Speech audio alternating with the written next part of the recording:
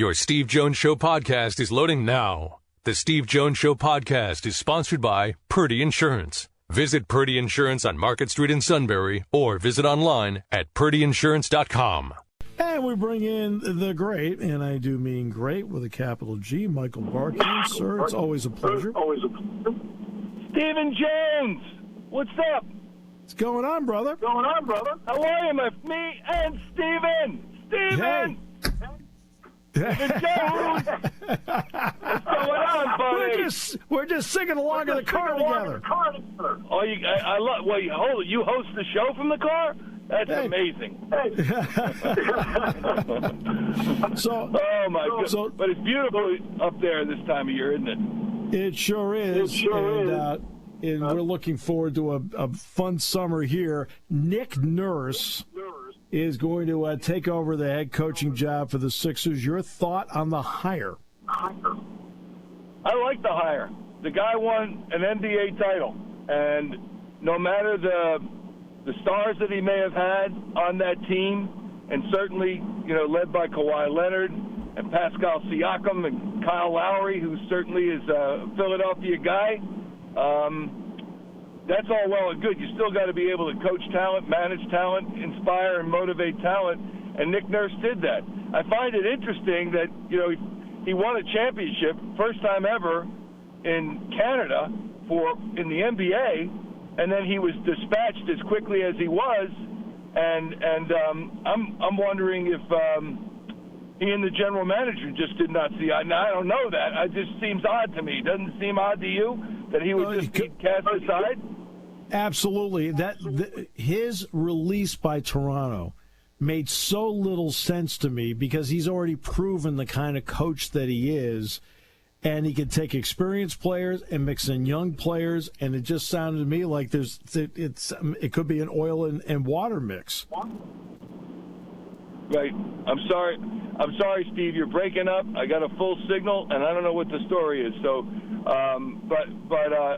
you're asking me about Nick Nurse, and I know that Joel Embiid has been talking about the fact that when Nurse coached Toronto, as soon as the ball was in the air going to Joel Embiid, they were triple teaming him, for goodness sakes.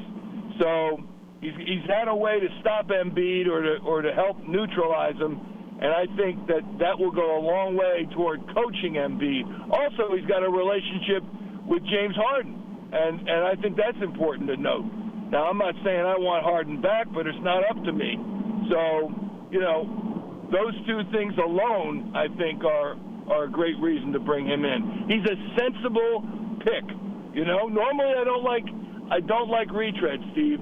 I just don't. But I don't think Nick Nurse fits that category to me. Again, I'm with you, and I just think, look, this is a pros pro on the bench, and I think that is something that will benefit the Sixers because he is a pros pro. Absolutely, and you motivate guys like Devin Harden and Joel Embiid and Tobias Harris, and even to a certain degree Tyrese Maxey, who's now a veteran of 3 seasons. You motivate them maybe a little bit different than you do the younger players, especially guys who are all-star caliber, and all of them are either have been all-stars or will be going to the all-star game. So I think that his I love his offense. I love the way it sets up. I love the way it runs to the point and it goes inside. And I think he is going to be a real solid pick. I really do. The only other thing that I would love to have seen maybe was him to give Dawn Staley a shot, but that's just me because I love Dawn Staley. I think she's phenomenal, and no one said anything about it that I have heard. But I would love to have seen her get a shot. It would have been groundbreaking, and at the same time, I think people would have seen right away the automatic respect the players would give her, because I think it would be automatic. Yeah, and I think if she wants that, and the same with Becky Hammon, who now is in the WNBA, but was Popovich's one of his assistants with San Antonio. I mean, she had that respect of the players. She was able to do it. She worked it into into a head coaching job. And I once interviewed Pat Summitt, the late, great Pat Summitt, and, man, she had that death stare. I have no doubt that she could have coached men and been successful. So, to me, it's just a matter of time. No, I absolutely agree. That's great analysis because I agree with that completely. What do you see the Sixers' window of opportunity? Is it 2 seasons? Is it 3 seasons? What kind of window do you think they have? And with Nick Nurse being there, what does that do to enhance the window? I think it enhances it a little bit, and yeah, I would say 2 or 3 seasons max. I think that Joel Embiid is what? He's played 7 or 8 seasons, and I understand that he didn't play the first 2 because of injury, but he's still got that age on him. And, look, I think if you talk to Sixers fans here, a lot of them would say, man, we're wasting Joel Embiid's career. This guy is a generational talent, generational player, and they have not had really a sniff at the NBA Finals. They certainly were this close to getting into the conference finals, but that's a long way from the NBA Finals, as the Boston Celtics found last night. It doesn't happen like that. So I mean, think about this. They had Brett Brown, and now they just say goodbye to Doc Rivers. They've had Joel Embiid all that time. They bring in James Harden, who has been both parts brilliant and underperforming. And that's the frustration to me. Forget about the pay. I mean, I won't completely forget about the pay, but forget about the pay. Just look at the stature. Just look at what he has accomplished. And, they would have said the same thing about Jimmy Butler the other night if they had not, if he had not come back and pulled Miami into the lead with 2.1 left, and then they put 0.9 back on the clock. Butler did that. Otherwise, he was a no-show throughout much of the second quarter and into the third quarter. Where the heck was he? So, but it's how you finish, not how it starts.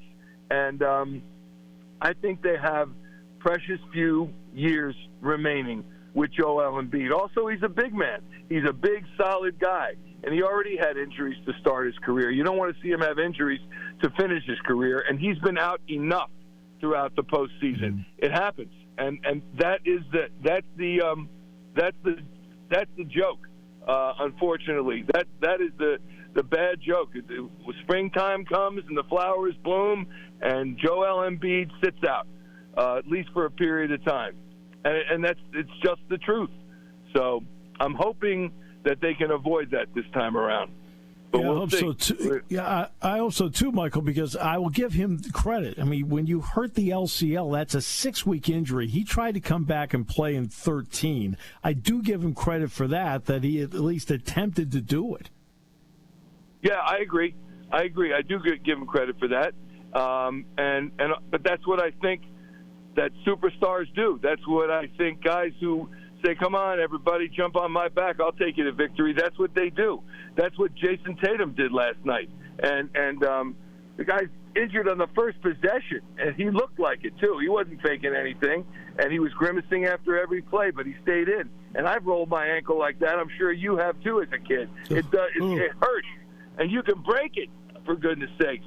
So he stayed in that game, and I give him a lot of credit for that. I like Jason Tatum as a player, but I hate the Celtics. I think you just endeared yourself to everybody with that. Right. Oh, man. And I worked up in Boston for 5 years when I loved the Celtics. was it that old line in the movie Major League 2 when Parkman comes to the plate? He was with Cleveland. They love him. Then he came to the plate with the White Sox, and they can't stand him. They hate him. They hate him. That's what Jerry Seinfeld says. It's all about rooting for laundry. And it's true. It's true. Look, you know how badly we hate Dallas around here, but I always liked Dak Prescott as a person and as a player. I hate the Cowboys, but I always thought, what he's been through in his life and been able to do has been pretty special. So, but it doesn't take away the fact that I can't stand that whole organization. It's just kind of in the genes, man.